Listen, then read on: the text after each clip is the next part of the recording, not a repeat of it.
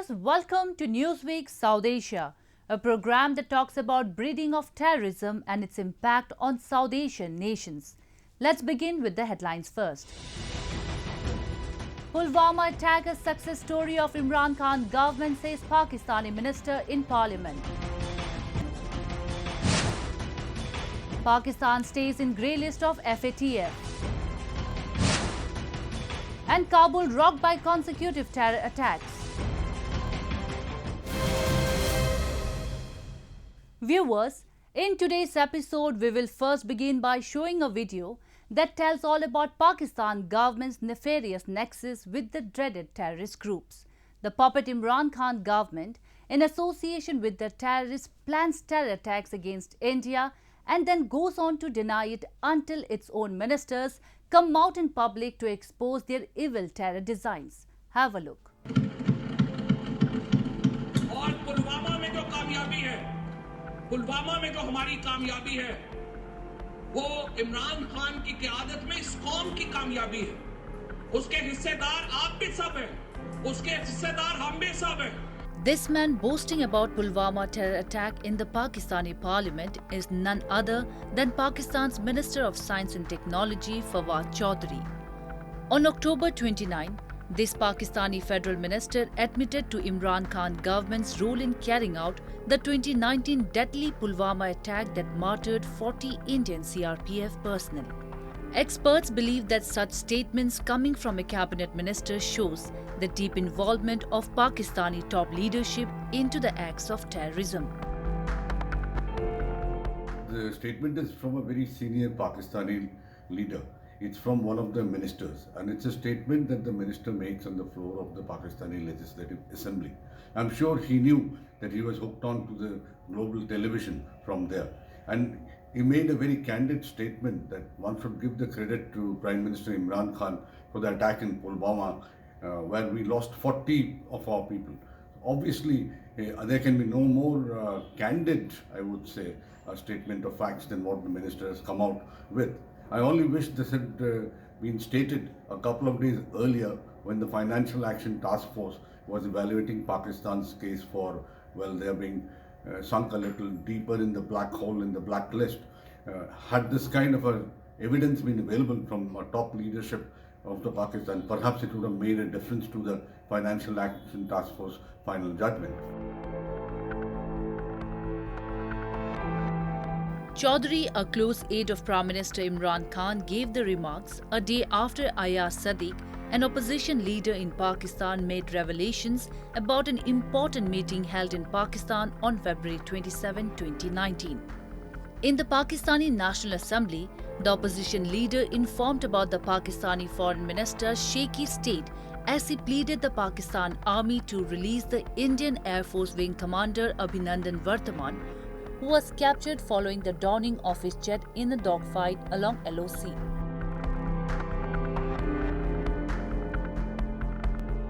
और अभिनंदन की क्या बात करते हैं? मुझे याद है शाह महमूद कुरैशी साहब उस मीटिंग में थे जिसमें प्राइम मिनिस्टर साहब ने आने से इनकार कर दिया और चीफ ऑफ आर्मी स्टाफ तशरीफ लाए। पैर कांप रहे थे, पसीने माथे पे थे और हमसे शाह महमूद साहब ने कहा, फॉरेन मिनिस्टर साहब ने, कि खुदा का वास्ता है अब इसको वापस जाने दें क्योंकि 9 बजे रात को हिंदुस्तान पाकिस्तान पे अटैक कर रहा है। Taking cognizance of the recent statements passed in the Pakistani Parliament, Indian Foreign Ministry called out Pakistan for having launched heinous attacks against India. The whole world knows the truth about Pakistan's role in supporting terrorism. No amount of denial can hide this truth. Even their own leaders have time and again spoken about their role with regard to terrorism. The country which provides shelter to the maximum number of UN proscribed terrorists should not even attempt to play victim.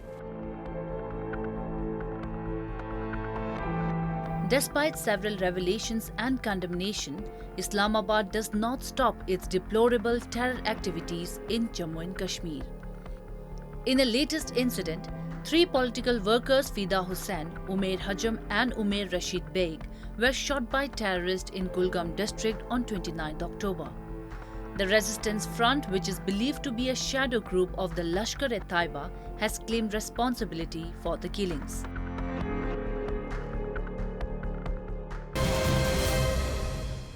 Let's now focus on terror funding by the states that causes a worry for the world peace. In South Asia, Pakistan remains the hub of terror activities as many outfits based here are funded by the state and its spy agencies to create instability in the region. Despite remaining in grey list of Financial Action Task Force for many months, Pakistan has failed to comply with 27-point action plan. We have a report. Pakistan remains on our increased monitoring list, the so-called grey list. And with this, for the fourth consecutive time, Pakistan remained in the grey list of the Financial Action Task Force. The FATF plenary, which was recently held virtually, noted that Pakistan has not complied with 6 major points of the 27-point action plan given to it. Urging Islamabad to effectively act against terror funding modules, the global terror financing watchdog has given it a final deadline of February 2021 to fully implement the action plan.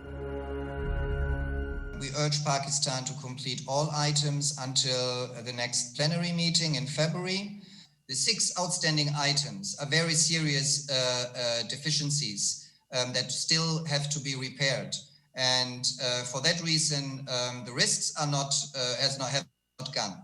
The Pakistan government must do its best to repair and to work on these outstanding 6 items. UN-designated terrorists like Jaish-e-Mohammed chief Masood Azhar, Lashkar-e-Taiba founder Hafiz Saeed, and the outfit's operational commander Zakiur Rahman Lakhvi are freely operating in Pakistan, as the country has not taken action against any of these perpetrators. In fact, a sudden disappearance of the names of more than 4,000 terrorists from its original list of 7,600 under Schedule 4 of its Anti-Terrorism Act has raised several questions on the country's so-called counter-terrorism measures. Azhar, Saeed and Lakhvi are the most wanted terrorists in India for their involvement in numerous terrorist acts, including 26/11 Mumbai terror attacks and the bombing of a CRPF bus in Jammu and Kashmir, Pulwama, last year. The Financial Action Task Force grey listing of Pakistan was more than expected. In the previous sessions, the FATF had identified that Pakistan had to take action on 27 issues to get rid of the black mark or the grey listing mark. However, Pakistan completed only 21 of them. Importantly, the 6 ones which are not completed were the major ones that related to the actions to be taken against terrorists who have been internationally listed, such as Hafiz Saeed and others. Pakistan is teaming with several terror groups: Jaish-e-Mohammed, Lashkar-e-Taiba, Hizbul Mujahideen, Lashkar-e-Jangvi, Al-Badr, Al-Barq, Harkatul Ansar, Harkatul Mujahideen, the Tehreek-e-Nafaz Shariat-e-Muhammadi are just few names out of 100 others which are regularly being funded by the notorious Inter-Service Intelligence or the ISI to operate comfortably in the South Asian region. These terrorist groups change their names and pretend to be charity organizations to receive money from various sources. Falah-e-Insaniyat Foundation is a so-called charity organization of Jamaat Dawa, a terrorist outfit run by Hafiz Saeed. This foundation exploits the humanitarian crisis in Pakistan and uses its welfare services to convince young people to join its ranks and raise funds in the name of various social programs like educational workshops. Similarly, Jaish-e-Mohammed, the terror group responsible for the 2019 Pulwama attack, runs like a business enterprise in Pakistan. Its banners seek donations in the name of slain terrorists. Despite repeated warnings, Pakistan has miserably failed in putting curbs on these activities, and hence it helplessly embarrasses itself in every plenary of the FATF. These terrorist organizations, Lashkar-e-Taiba, HM and JM, Haqqani network, are Pakistan military and ISI, they treat it as assets. So how can you destroy the your assets? You cannot. Those are your assets. So in Pakistan calculation, these terrorist organizations are their asset. So I can guarantee you, Pakistan will never touch the terrorist or terrorist organization, because Pakistan uses them as a weapon against India. In 2019, Pakistan's Prime Minister Imran Khan had publicly confessed that there are about 30 to 40,000 terrorists currently operating in the country. In order to get out of the grey list, Pakistan needs to take credible and irreversible action against these dreaded terrorists. Pakistan was placed on the grey list by the FATF in June 2018 and was given a plan of action to complete it by October 2019. Since then, the country continues to be in that list due to its failure to comply with the FATF mandates. FATF's next plenary is scheduled to be held in February next year. Amid intra-Afghan talks in Doha, the violence continues unabated in parts of Afghanistan. Incidents of bomb blast and fierce gun battles between the Afghan Special Forces and the Taliban deteriorates the living conditions in the war-torn nation.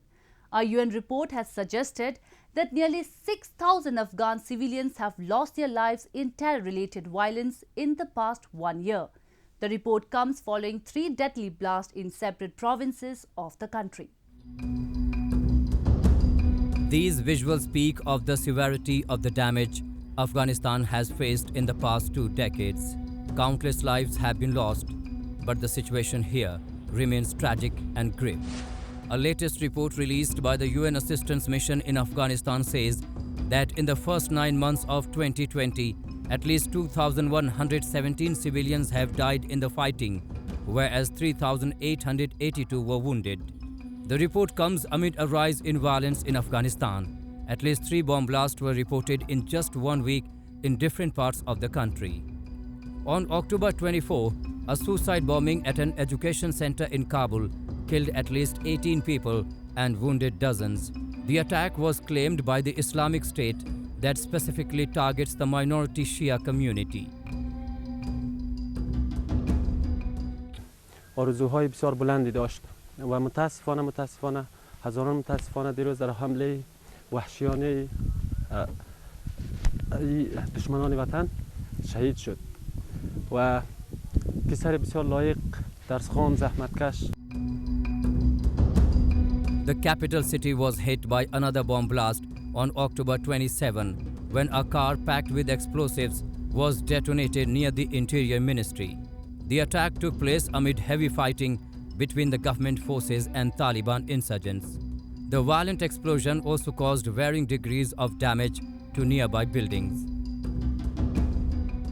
دود بسیار غلیظی، دود سیاه با آسمان بلند شد و صدای به حد شدید بود که حتی شیشه‌های ساختمان به 100 متری 200 متری هم شکسته. Deadly car bombings took place in the southeastern province of Khost, killing at least 5 special forces members and wounding around 34 people. Khost province is home to active Taliban insurgents and also Al-Qaeda fighters. The attack in the city bordering Pakistan was led by 3 suicide bombers who detonated their explosive-loaded vehicles targeting the special forces. قادوسای خیلی کلان دم بالا خواب بودم در چت دوم موتر انفجار کرد یک وقت بالش دم کل هتل شور می‌خورد تا شدیم یک چند نفر ما زخمی شد یک خواست اونو رقم کرد هتل ما هم در بدر کرد نگیره کلش نابود کرد بیچاره ما 4 نفر زخمی داشت. The security situation remains grim in Afghanistan despite efforts by the Afghan government and the United States to bring the Taliban to the negotiating table. Pakistan is being called out globally for providing safe havens to terror groups. In the recently held 2+2 dialogue between India and the United States, US Secretary of State and Defence Secretary and their Indian counterparts condemned Islamabad for using terrorist proxies and asked the state to take sustainable and irreversible action against cross-border terrorism. We bring you the details. India and the United States consistently remain at the target of radical Islamic terrorism emanating from Pakistan. The fight against terrorism is ongoing for the past many years, but Pakistan has hardly done anything to eliminate it. The issue of cross-border terrorism came up in the third edition of the US-India 2+2 dialogues. Indian External Affairs Minister S Jaishankar and the Defence Minister Rajnath Singh hosted their American counterparts Mike Pompeo and Mark Esper for the highest-level dialogue in New Delhi. In the joint statement issued after the meeting, both the countries strongly condemned cross-border terrorism in all its forms. Emphasizing upon the need for concerted action against all terrorist networks, both the nations asked Pakistan to take immediate, sustained and irreversible action to ensure that no territory under its control is used for launching terror attacks. In the talks, the leaders also discussed their shared interest in promoting a sovereign, peaceful, united, democratic, inclusive, stable and secure Afghanistan, including support for an Afghan-led and Afghan-owned peace process.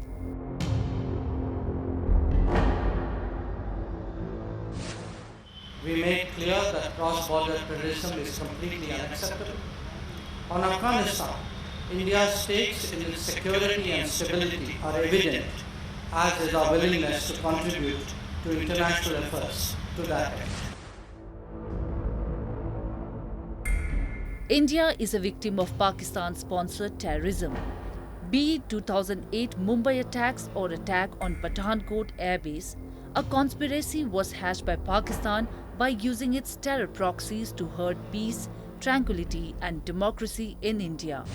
Similarly, the United States also witnessed 9/11, a series of 4 coordinated terrorist attacks by the Islamic terrorist group Al-Qaeda in 2001. Therefore, India and the US are standing firmly on their democratic values, warning Islamabad to expeditiously bring to justice the perpetrators of such attacks.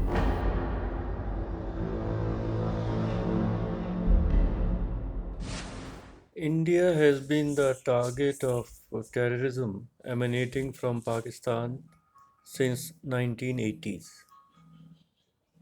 And America directly has been the target of terrorism after 9/11 and 2001.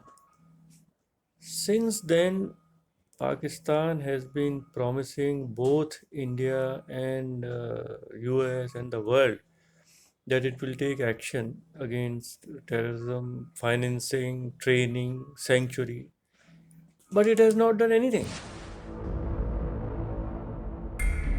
The US State Department's Pakistan Report on Terrorism 2019 had said that it allowed groups targeting Afghanistan, including the Afghan Taliban and affiliated Haqqani network, as well as groups targeting India, including LT and its affiliated front organizations and Jaish-e-Mohammed, to operate from its territory.